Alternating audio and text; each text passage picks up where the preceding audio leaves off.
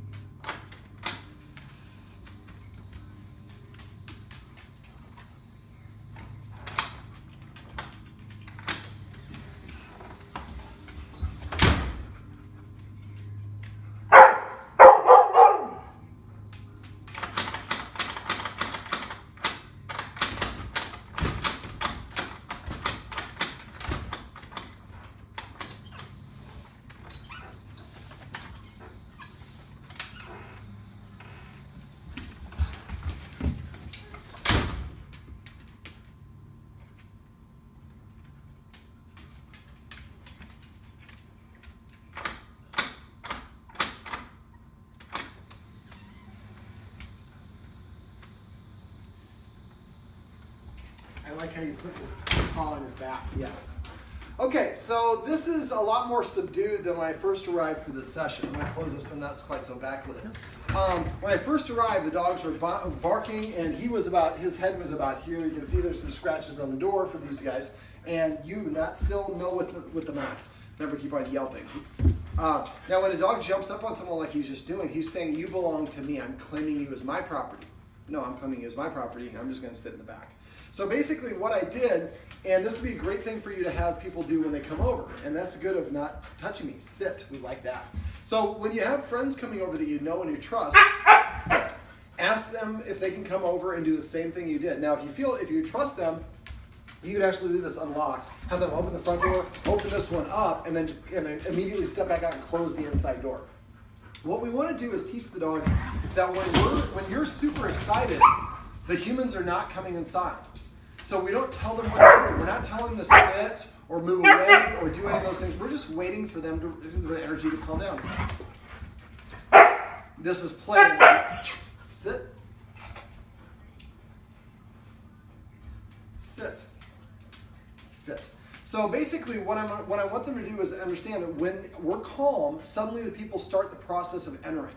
If you notice when I was doing this, I know it's not very much, the beginning of the video was not very descriptive, but basically I'm outside, but I can't do it. So I'm reaching for it, I'm jiggling it. I'm making as many sounds. You notice that they kept on getting up, and as I did that more and more, they settled down quicker and quicker. Now this is towards the end of the session, so I've already been working with them. They know I was only gone for a couple minutes. But normally they're a little bit more boisterous than this. So I showed one of the secrets I did, and we've been doing this throughout the session, is we went, and the dogs would be barking and rushing the door. We did it when we were sitting over there. Just wrap the wall. Every once in a while when there's nobody coming through the door, so we break the association. When I hear this, nobody's coming. Before they were barking like crazy. Now you don't hear any barks whatsoever because we helped desensitize them from it.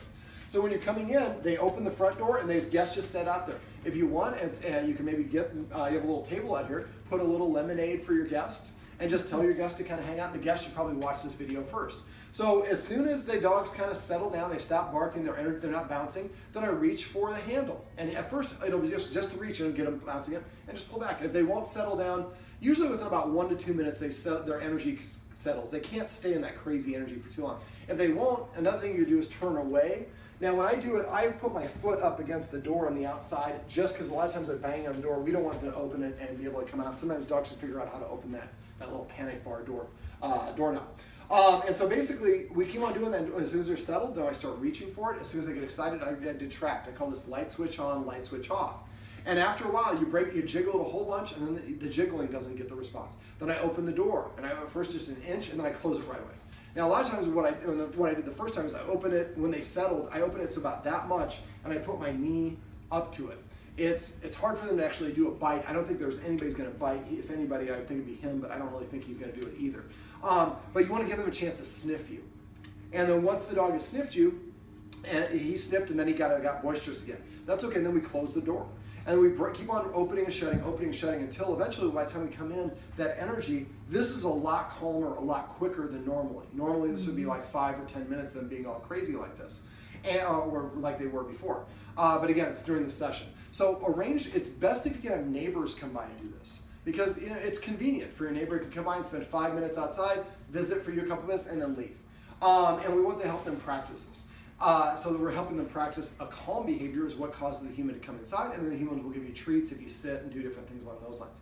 Now, because we have 3 dogs here, you might find better progress is maybe having one of the people that live here take 2 of the dogs out for a walk, and then 1 dog's here, and you help them practice 1 at a time.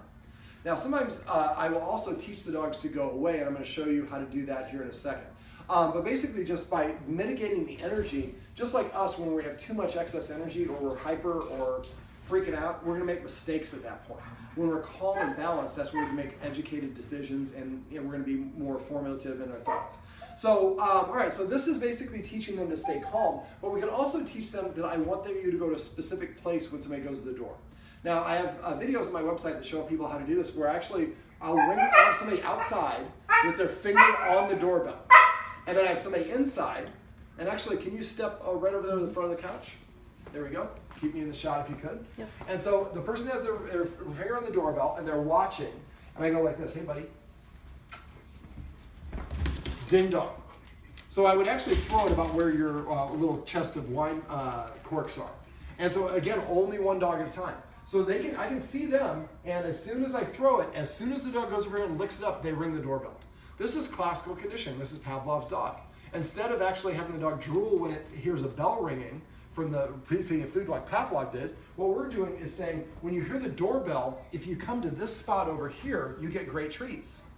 And we do this without the person, maybe your husband or somebody inside, so the dog already knows who the person is. They're not particularly worried about rushing over there. And so you do this, and eventually, if you do it enough, the doorbell comes, and the dogs will come and stand here automatically and wait for the treat. Right now, when we first do it, we're throwing the treat that's causing them to come and get it, and they don't hear the doorbell until they lick it up. So by teaching the dog, and then come up with a command word for this. Maybe you call it, position or place. I like fun command words. Maybe call it camp. And so every time, reservations. You gotta go hang out or at the bar or whatever it is. And so every time the dog licks it up, at first we do the bell, and the bell becomes the trigger, but then eventually we would say the command word after they look it up as well. So we could say reservations, and the dog just comes over here. So we're going to the door. If the dogs forget and they're boisterous, reservations, and the dogs just walk away on their own. I, as a dog behaviorist, don't like using force or any punishment. Sit. I use a lot of positive reinforcement. Come. That's passive training. Those are both passive training. But basically, by teaching the dog and motivating them to want to go here, and then using classical conditioning, you're programming your dog in the brain. You hear the doorbell, you come over here. Now, I want them here, so if it is somebody that comes to the door and they mean you harm, you have 3 security dogs that can cover this distance in about 0.9. But this distance, that's a great sit, buddy. Makes me look good on camera, I appreciate that. But this distance helps it be less intense. If the dog is already up here and I go to answer the door with the dogs here, the dogs think I'm assisting them. But if I move them away, now the only way I used to do it is I used to do this, is I would kind of take the space and I'd walk at the dog and make them walk across the doorway. I used to call this clamming the door. And you could certainly do this as well, but again, this is a little bit more force than I like to even use, even though this really isn't force. But I want the dog to voluntarily want to do this. So the first part of this video is talking about how we can help our dogs stay calm when people come to the door. And it's going to take a lot of practice. These should not be practiced at the same time. So we want the doorbell to go over here, done separately. And when that's going on, nobody is coming through the door. Matter of fact, the only person I see out the door is somebody that I know that was just inside a minute ago. And I know that it doesn't mean that it's an actual guest. And then the first thing, teaches that's her way of saying no. No means no. And then the first way, we'll teach them to be calm. And if you wait for them to be calm before your guests come in, they're going to be much easier for you to redirect. Focus exercise we've already taught the dogs. But it's just easier for you to get their attention. So these are some tips and tricks you can use if your dogs get really boisterous and jump up on guests when they come through the door.